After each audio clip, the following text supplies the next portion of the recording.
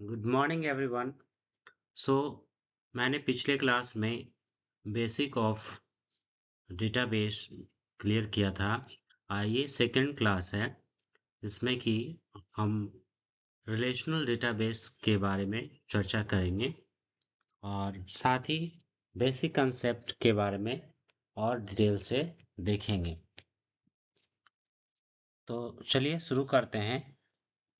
आपको आज कौन कौन से टॉपिक कवर करेंगे ये मैं बता दूं। तो आज जो टॉपिक कवर होगा वो है relational database and how we use table.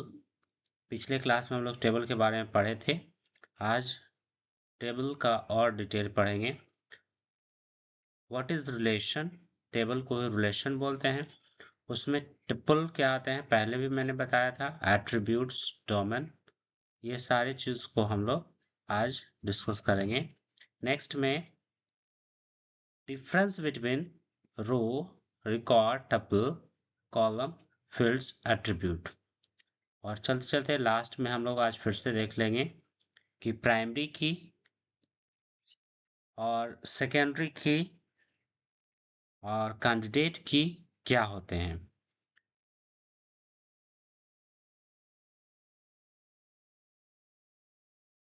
तो प्रैक्टिकल भी हम लोग देखेंगे। ये प्रैक्टिकल स्कूल डेटाबेस एग्जांपल ये देखेंगे हम लोग।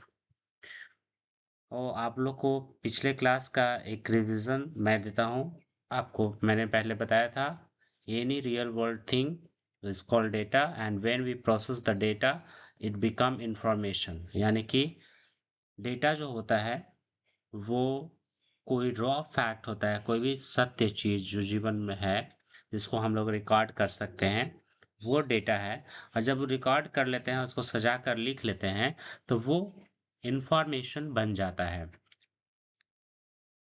तो ये पिछले क्लास में मैंने बता दिया था। यदि क्लियर नहीं है तो उसको पिछले क्लास से आप लोग जानेंगे। डेटाबेस एंड डीबीएमएस मैंने बताया था कि डेटाबेस जो होता है उसमें हम लोग डेटा इंफॉर्मेशन को टेबल के रूप में सजा कर रखते हैं। और जिस सॉफ्टवेयर में हम लोग डेटाबेस बनाते हैं और सजा कर रखते हैं उसको हम लोग डेटाबेस मैनेजमेंट सिस्टम कहते हैं, डीबीएमएस कहते हैं, डेटाबेस मैनेजमेंट सिस्टम। टेबल मैंने बताया था कि हॉरिजॉन्टल, वर्टिकल, रोज, कॉलम को मिला करके और इस तरह से टेबल बनाते हैं। ठीक है, तो कॉलम्स एंड रोज को मिला करके टेबल बनाते हैं। तो टेबल, ये टेबल होता है। इसमें रोज एंड कॉलम्स आपको मैंने बता दिए हैं। रिकॉर्ड्स, रोज को कहते हैं रिकॉर्ड और फील्ड कॉलम को कहते हैं।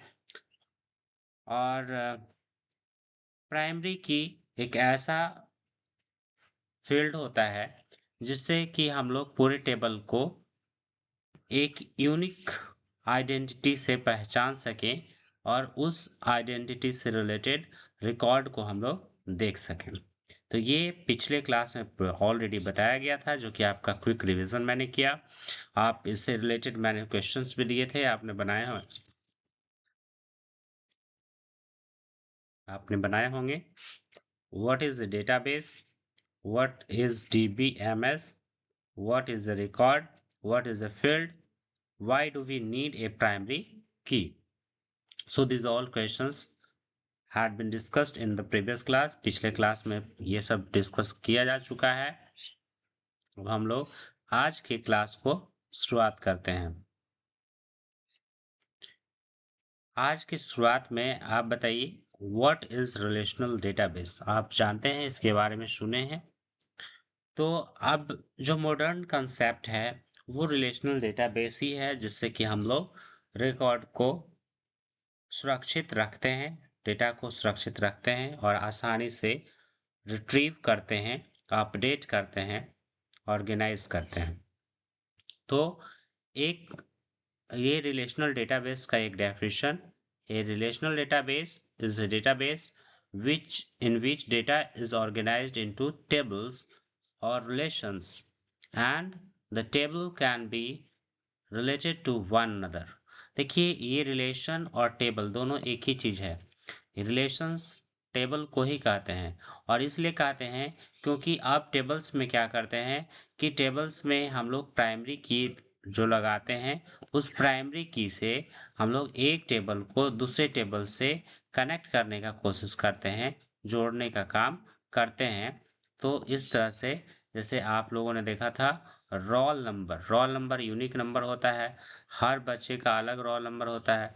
उससे जो अगर रोल नंबर से हम लोग एक टेबल बनाए जिसमें कि स्टूडेंट इंफॉर्मेशन है और दूसरा टेबल जिसमें कि रिजल्ट है, तो बच्चे का रिजल्ट और बच्चे का अपना खुद का इंफॉर्मेशन, उसके फादर्स नेम, मदर्स नेम, ये स्कूल एडमिशन नंबर, ये सारे जो हैं वो एक टेबल में बनाए, तो दोनों टेबल को हम लोग बच्चे के रोल नंबर से जोड़ सकते हैं, इसीलिए टेबल को रिलेशन बोला जाता है।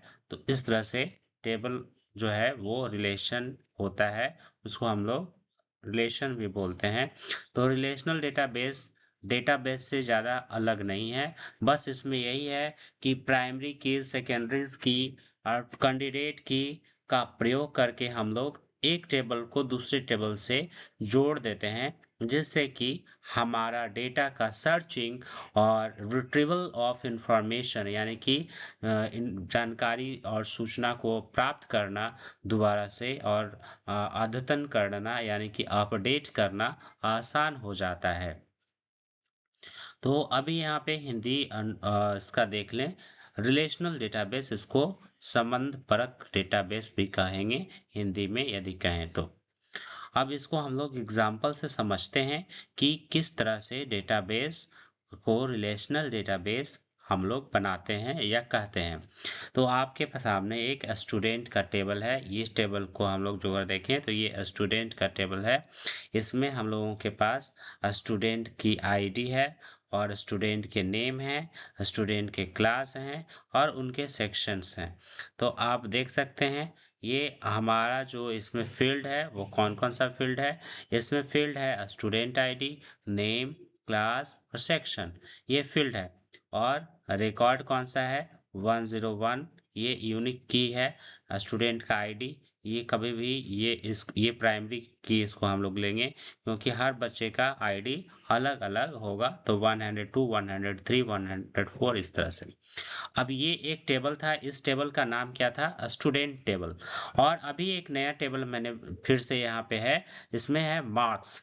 तो मार्क्स टेबल में एक फिर से स्टूडेंट का ही रिकॉर्ड है। इसमें हम लोग देख सकते हैं कि ये जो है इसमें तीन इसमें फील्ड्स हैं, जो कि है एक स्टूडेंट आईडी, दूसरा है सब्जेक्ट और तीसरा है मार्क्स। तो ये फिर इसमें हम लोगों का जो स्टूडेंट आईडी है वो ऊपर वाले टेबल से सेम है, 101 और ये 101।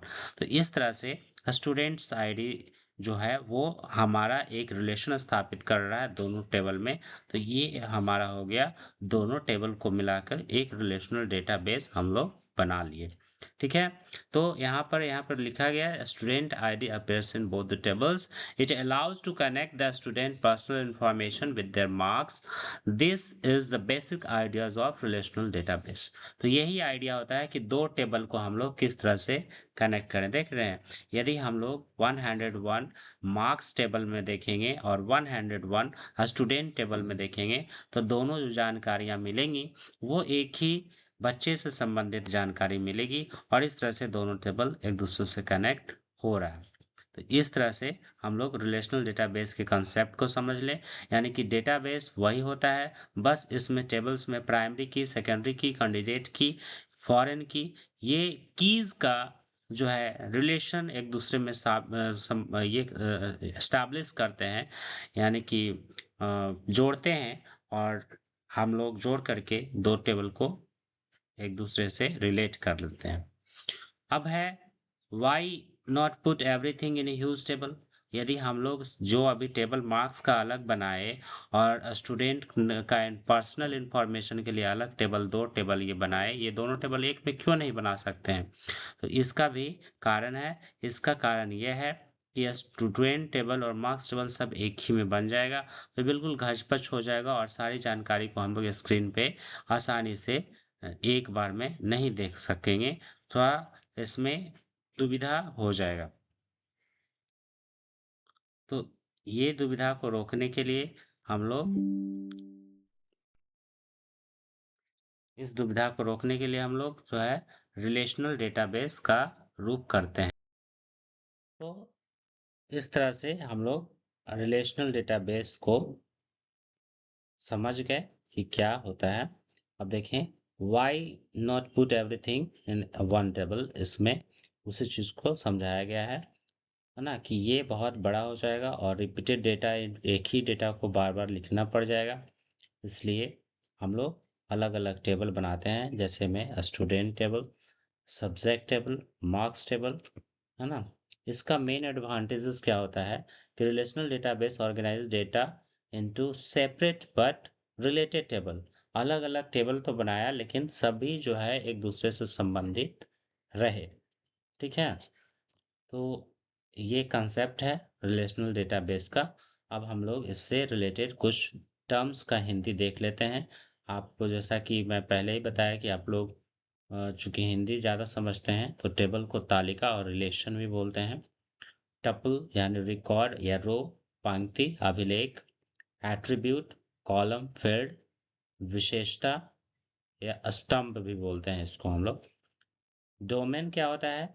ये डोमेन्स होते हैं जो वैल्यूज है ना, सारे वैल्यूज को मिला सेट ऑफ अलाउड वैल्यू। जैसे फॉर एग्जांपल, यदि किसी बच्चे का रोल नंबर है, तो उसमें हम लोग हमेशा इन जो है वो नेचुरल नंबर ही लेंगे। तो वो एक हमारा नेचुरल नंबर एक डोमेन है, यानी कि जितना बड़ा नेचुरल नंबर है 1 से लेके अनंत तक, यानी प्राकृतिक संख्या, वो उसी में से हम लोग रोल नंबर चुनते हैं। या उसमें हम लोग यदि क्लास जैसे बोल दें, तो क्लास का भी एक 1 2 3 4 5 6 इस तरह से एक डोमेन है। यदि हम लोग नेम ले लें, तो उसमें से हम लोग अल्फ़ाबेट्स और कैरेक्टर टाइप हम लोग डेटा टाइप लेंगे, तो वो हमारा एक डोमेन है। यानी डोमेन कहें तो एक फील्ड, एक बड़ा सा क्षेत्र जहाँ से हम लोग चीज़ों को ले सकते हैं, निर्धारित कर सकते हैं। मानों का निर्धारित समूह हिंदी में कहेंगे। प्राइमरी की यूनिकली आइडेंटिफाइड रिकॉर्ड, जिसको हम लोग प्राथमिक कुंजी भी बोलते हैं, पहले क्लास में भी हम लोग देखे थे। यानी कि टेबल में एक ऐसा फील्ड जो कि बिल्कुल इकलौता हो, एक ही हो, उसका कोई डुप्लीकेट ना हो, जिससे कि हम लोग किसी एक रिकॉर्ड को आसानी से फेच कर सकें, यानी कि निकाल कर देख सकें, यानी रिट्रीव कर सकें। फेच, रिट्रीव और निकाल कर देखना, दैट इज सेम, ये सब सेम ही है। अब हम लोग देखते हैं what is a relation. Relation क्या है? पहले ही मैंने बताया कि ये टेबल को ही रिलेशन बोलते हैं। यानी कि रिलेशन में क्या होगा? रिलेशन में रोज और कॉलम होगा। ये हमारे दैनिक रिलेशन से बिल्कुल, माता पिता भाई बहन वाले रिलेशन से अलग है। यानी कि रोज और कॉलम बिल्कुल यहाँ पे डेटा को सजा के जब रखते हैं, तो इसी को हम लोग बोलते हैं एक रिलेशन। ये रिलेशन है, ये table, rows and column. Okay, relation is a table consisting of rose and column. Relation का जो डेफिनेशन आपसे पूछा जाए, व्हाट इज रिलेशन डेटाबेस में, तो आप बोलेंगे कि relation is a table consisting of rose and column. This is the definition. ये एक डेफिनेशन है, परिभाषा है रिलेशन का। अब हम लोग आगे देखते हैं, what is tuple. A tuple is a single rows in relation और टेबल। टेबल में जो एक रोज होता है, जैसे यहाँ पर मैंने बताया, इसमें एक एक बच्चे का ये इधर से इधर जो रिकॉर्ड होगा, जानकारी होगी, वो एक टुपल है। जैसे यहाँ पे 101 अमित 85, ये एक इंफॉर्मेशन है, इसको एक टुपल बोलेंगे। और ये 102 रवि 78, ये दूसरा टुपल है। और 103 पूजा 100 92, ये एक अलग टुपल है। यानी कि इसमें 3 टुपल और 3 फील्ड है। ऊपर से देखिए, रोल नंबर, नेम और मार्क्स, ये इस तरह से टुपल होता है। टुपल, इसको हम लोग ट्रिपल का डेफिनेशन कह सकते हैं। Tuple is single row in a relation और टेबल। ये पहले भी डेफिनेशन हम लोग देखे थे, फिर से देख लिए। तो इसको हम लोग पंक्ति या रिकॉर्ड बोलेंगे। एक एग्जाम्पल यहाँ पर बताया गया है, जैसा मैंने आपको ऊपर समझाया। अब हम लोग देखते हैं what is what an attribute. Attribute जिसको हम लोग विशेषता या गुण बोलते हैं किसी चीज का। तो N attribute in A column of a relation that describe one particular property of data. जो एट्रीब्यूट्स होते हैं वो डेटा के बारे में पार्टिकुलर गुण बताते हैं कि वो किस तरह के होंगे। जैसे रोल नंबर किस तरह में होंगे, ये तो न्यूमेरिकल होगा, नंबर में होगा। नेम ये हमेशा अल्फ़ाबेट यानी कैरेक्टर में होगा। तो ये इस तरह का ये जो इसी को हम लोग एट्रीब्यूट बोलते हैं, जो किसी फील्ड के का गुण बताता है कि वो फील्ड कैसा होगा। आप इसको देखें तो एट्रीब्यूट, कॉलम, फील्ड तीनों चीज एक ही है। एंड ये जैसे एट्रीब्यूट ए टाइप और कैटेगरी ऑफ इंफॉर्मेशन, जानकारी किस तरह की होगी उससे पता चलता है। तो जैसे ये रोल नंबर, तो रोल नंबर एक एट्रीब्यूट है, नेम एक एट्रीब्यूट है, मार्क्स ये एट्रीब्यूट है, क्योंकि इससे ये पता चलता है कि किस तरह का एट्रीब्यूट और मतलब किस तरह का जानकारी इसमें हमको मिलेगा। यदि कोई बोले मार्क्स, तो मार्क्स हमेशा किस तरह से मिल सकता है, मार्क्स हमेशा न्यूमेरिकल फैक्ट्स होता है, नंबर में मिलेगा। नेम, उस नाम जो है वो हमेशा अल्फ़ाबेटिकल होगा। तो ये लिखने का ये तरीका है।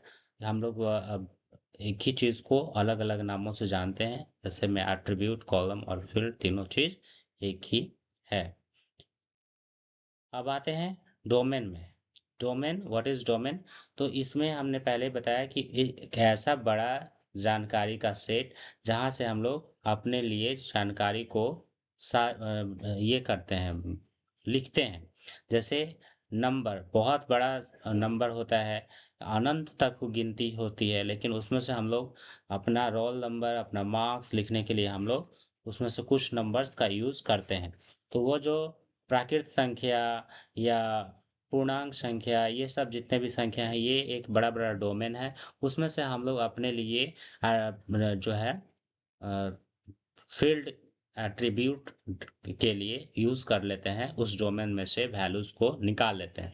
तो इसका जो डेफिनेशन कहेंगे तो क्या होगा? The domain is a set of valid और permitted values that an attribute can have. यानी कि एक ऐसा बड़ा सा सेट जहां से हम लोग एट्रीब्यूट का वैल्यू ले सकते हैं।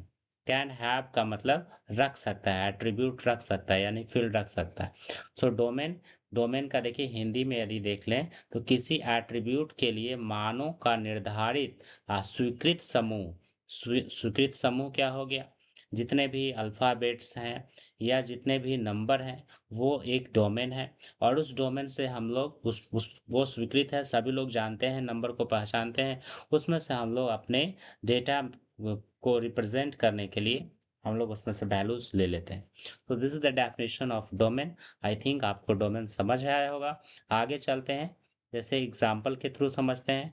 जेंडर, तो पॉसिबल जेंडर क्या हो सकता है? मेल, फीमेल या अदर, ये हमारा डोमेन है। इसी डोमेन में से हम अपने लिए कोई एक वैल्यूज को ले सकते हैं। मेल के लिए मेल लेंगे, फीमेल के लिए फीमेल, या अदर जेंडर के लिए अदर। तो ये चीज है। These permitted values constitute domain for that attribute depending on the database design। तो इस डोमेन का मतलब होता है एक बड़ा सा वैल्यू का ढेर, जहां से हम लोग अपने एट्रीब्यूट के लिए जो है वैल्यूज को ले सकते हैं। जैसे मार्क्स है, तो मार्क्स 0 से 100 के बीच में ही ज़्यादातर एग्जाम होता है। तो वो 100 उसका ये एक डोमेन हो गया, 0 से 100, और उसी में से हम लोग मार्क्स को लिखेंगे। ठीक है। क्लास हो गया, तो क्लास जैसे अभी अभी जिसके लिए हम लोग पढ़ाई कर रहे हैं 11 12, है ना? तो ये एक डोमेन हो गया, उसमें से हम लोग अपना क्लास जो भी है 11 या 12 हम लोग ले सकते हैं। अब आते हैं relation, tuple, attribute and domain. ये सब को एक साथ हम लोग समझते हैं, देखते हैं। तो ये एक हमारा टेबल है जिसमें कि हमारा 3 फील्ड है, roll number, name and marks. इसमें हमारा कितना रिकॉर्ड है आप बताइए? तो बिल्कुल सही, 3 रिकॉर्ड है। एक है 101 अमित 85, दूसरा रिकॉर्ड है 102 रवि 78, 103 पूजा 92। और ये फील्ड और रिकॉर्ड समझने के बाद हम लोग इसमें देखें रिलेशन। रिलेशन इस टेबल से हम लोग दूसरे टेबल में कैसे कर सकते हैं। तो ये 101, 102, 103 यूनिक नंबर है, इसको हम लोग प्राइमरी की बना करके दूसरे टेबल से हम लोग कनेक्ट कर सकते हैं। और अब इसका हम लोग एट्रीब्यूट्स देखते हैं।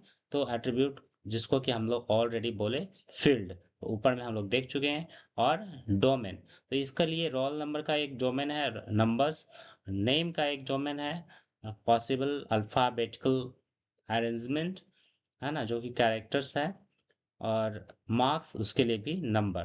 तो आप यहाँ पे देख सकते हैं इसमें entire table is a relation and tuple. Tuple is प्रत्येक रो को हम लोग टपल बोलेंगे, और attribute roll number name marks इस सबको हम लोग एट्रीब्यूट बोलेंगे। और डोमेन यानी कि वो वैल्यू जो परमिटेड है, यानी कि जिसको कि सभी लोग जानते हैं कि ये वैल्यू हो सकता है, वो वैल्यू को permitted values for each attribute हम लोग डोमेन कहेंगे। एंड डोमेन बड़ा क्षेत्र होता है। जैसे डोमेन के एग्जांपल मार्क्स 1 से 100, 0 से 100 तक। अब कीज इन रिलेशनल डेटाबेस, देखिए कीज को समझना जरूरी है। ये 4 तरह का की होता है जो कि टेबल में ही होता है, और इस टेबल को हम लोग इसको प्राइमरी की को हम लोग को अच्छे से समझना चाहिए। प्राइमरी की, कैंडिडेट की, अल्टरनेट की, फॉरेन की। अब ये समझना बिल्कुल आसान है। प्राइमरी की आप लोग जान गए कि किसी टेबल में एक ही वैल्यू, जिससे कि हम लोग पूरा टेबल के किसी भी रिकॉर्ड को हम लोग देख सकें। जैसे 101 से हम लोग अमित और वो किस क्लास में पढ़ता है 12, ये देख सकते हैं। तो ये जो यूनिक नंबर होता है टेबल में, उसको हम लोग प्राइमरी की कहते हैं। तो ये प्राइमरी की का ये डेफिनेशन फिर से आपके सामने। ये प्राइमरी की uniquely identifies each record in A table, यानी कि प्रत्येक रिकॉर्ड को, प्रत्येक रो को एक अनोखा नंबर से दिखाता है, अलग नंबर से। उसको हम लोग प्राइमरी की कहते हैं। अब बात आती है सेकंड में कि कैंडिडेट की किसे कहते हैं। देखिए कैंडिडेट की यदि कहें तो प्राइमरी की के अलावा कोई ऐसा और वैल्यू जो प्राइमरी की बन सकता है, उसको हम लोग प्राइमरी की कहते हैं। जैसे एग्जांपल मैं आपको दिखाऊं, यहाँ पर स्टूडेंट का आईडी 101 है, आधार नंबर है, और नेम है। अब बताइए कि ये स्टूडेंट आईडी तो ये प्राइमरी की बन ही सकता है, साथ ही साथ आधार नंबर भी प्राइमरी की बन सकता है। तो यदि हम लोग आधार नंबर को प्राइमरी की बनाते हैं, तो स्टूडेंट आईडी हमारा कैंडिडेट की हो जाएगा, यानी कि वो भी क्षमता रखता है कि वो भी प्राइमरी की बन सकता है। और यदि स्टूडेंट आईडी को प्राइमरी की बनाते हैं, तो आधार नंबर को हम लोग कैंडिडेट की कहेंगे। यानी कि एक वैसा वैल्यू जो कि यूनिक है, और उसके अलावा और भी कोई टेबल में ऐसा फील्ड है जो भी यूनिक है, तो उसको हम लोग कैंडिडेट की कहेंगे। इसका डेफिनेशन देखते हैं। एक कैंडिडेट की is an attribute or combination of attribute that uniquely identify a record in and is eligible to become a primary key। यानी कि कैंडिडेट की उसको कहते हैं जो कि एक एट्रीब्यूट हो, यानी कि एक जैसे स्टूडेंट एक एट्रीब्यूट है, दूसरा एट्रीब्यूट है आधार नंबर। तो ये एट्रीब्यूट को कहते हैं, या कॉम्बिनेशन ऑफ एट्रीब्यूट्स को कहेंगे, यानी कि इसको और इसको दोनों मिला के भी कह सकते हैं। That can uniquely identify A record, जो कि रिकॉर्ड को, प्रत्येक रिकॉर्ड को अलग नंबर से या अनोखे तरीके से दिखाता है, यूनिक नंबर से दिखाता है। और वो इलिजिबल होता है, वो उसमें क्षमता होती है कि वो प्राइमरी की बन जाए, है ना। एलिजिबल मतलब योग्य होना, तो योग्य होता है कि वो प्राइमरी की उसमें उसको बनाया जाए। तो जैसे यहाँ पर आपको डेफिनेशन है, उस तरह से यहाँ एग्जाम्पल है और बताया गया है कि स्टूडेंट आईडी और आईडी आधार नंबर, ये दोनों को हम लोग प्राइमरी की बना सकते हैं। लेकिन दोनों में से किसी एक ही को बनाएंगे प्राइमरी की, और एक को हम लोग कैंडिडेट की रखते हैं। ठीक है। ये याद रखने वाली बात है कि किसी एक ही को प्राइमरी की बनाते हैं, दूसरा कैंडिडेट की होता है। तो कैंडिडेट की जो अगर देखें तो ये ऑल पॉसिबल वैल्यूज, जितने भी वैल्यूज को हम लोग प्राइमरी की बना सकते हैं, वो सारा जो होता है कैंडिडेट की होता है। लेकिन उसमें से जो कोई एक जिसको हम लोग चुन लेते हैं, मान लेते हैं कि नहीं प्राइमरी की यही होगा, वो सिलेक्टेड चॉइस को हम लोग प्राइमरी की कहते हैं। अब बात दो की हम लोग देख लिए, कैंडिडेट की और प्राइमरी की। इसको फिर से यदि आपको नहीं समझ में आया तो वीडियो को फिर से रिवर्स करके थोड़ा बैक करके देखिए कि क्या होता है प्राइमरी की, कैंडिडेट की। ये समझना ज़रूरी है क्योंकि अभी 2 की और है, अल्टरनेट की और फॉरेन की। तो ये दोनों की हम लोग अब देखते हैं, आगे में समझते हैं। देखिए, अल्टरनेट की किसे कहते हैं? तो जो कैंडिडेट की है उसी को हम लोग अल्टरनेटिव की भी बोलेंगे। If we select a student ID as primary key, the remaining candidate key Aadhaar number is called alternate key. Aadhaar number है या रोल नंबर है, जैसे अभी इसमें हम लोग टेबल में देखा कि एक स्टूडेंट आईडी था, एक रोल नंबर था। इसके अलावा स्टूडेंट टेबल में रोल नंबर भी हो सकता है।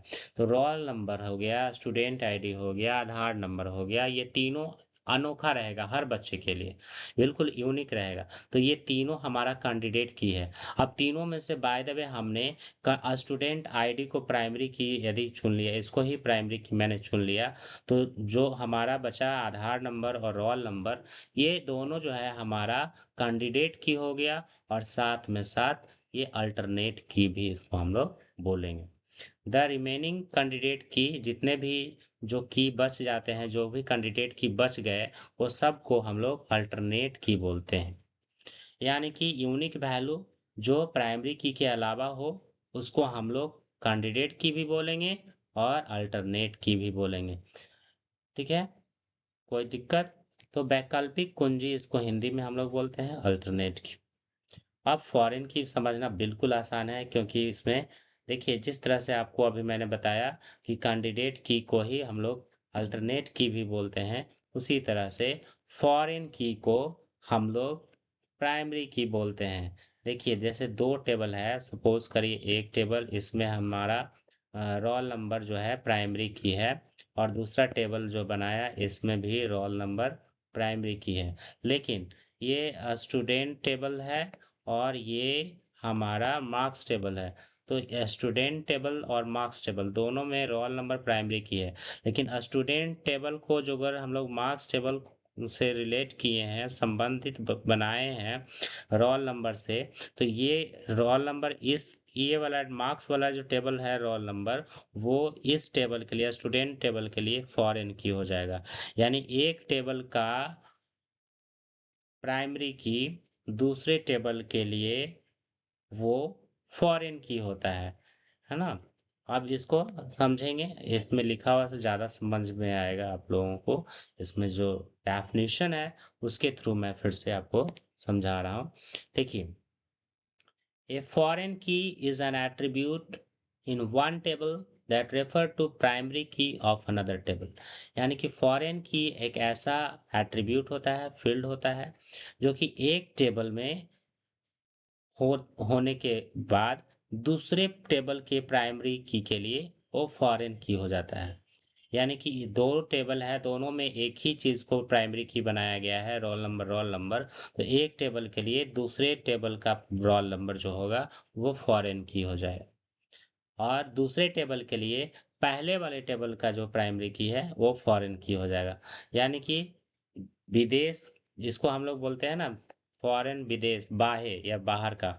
तो ये जो रोल नंबर है ये स्टूडेंट टेबल में, और यही रोल नंबर है मार्क्स टेबल में। तो मार्क्स टेबल के लिए ये जो रोल नंबर है, तो मार्क्स टेबल में हम लोग यदि काम कर रहे हैं तो हमारे लिए यहाँ से फॉरेन की ये वाला का रोल नंबर हुआ, यानी इसका प्राइमरी को ही इस टेबल के लिए फॉरेन की बोलेंगे।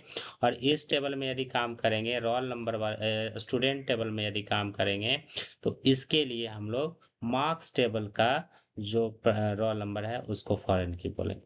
बस, तो प्राइमरी की और फॉरेन की बिल्कुल एक ही जैसा होता है, समझने का फेर है। 2 टेबल के प्राइमरी की को हम लोग एक दूसरे के टेबल के लिए फॉरेन की बोलते हैं।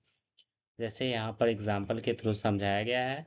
101 अमित, रोल 102 रवि, 103 पूजा। तो इसमें स्टूडेंट आईडी प्राइमरी की है, यह स्टूडेंट टेबल है।